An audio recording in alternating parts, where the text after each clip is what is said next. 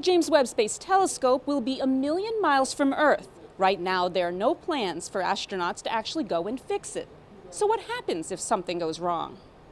So what exactly are you folks doing right now to make sure that the James Webb does work properly? Okay, the electronics that we build are an advanced version of the actual electronics that will be on the spacecraft. So we actually test them on the ground before they launch so that once we launch, we can actually simulate any problem that might happen once the spacecraft is actually deployed in space. So a simulator like a game simulator?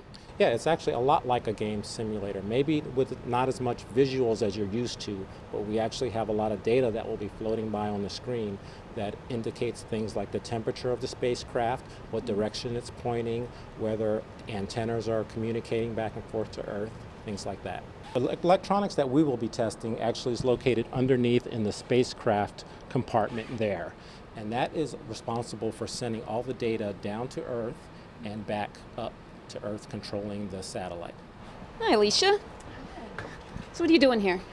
I am looking at data from a simulated spacecraft of the observatory. So this is our system, our ground system that we use to look at telemetry, send commands to the actual vehicle, and do our real-time assessment of its health and safety. So basically, in a nutshell, it's like you're getting the pulse or the vital signs for the instrument. Absolutely, absolutely. This pretty much is our eyes into what's going on the satellite, and we determine by looking at all of this information, are we safe, and what do we need to do to get us safe.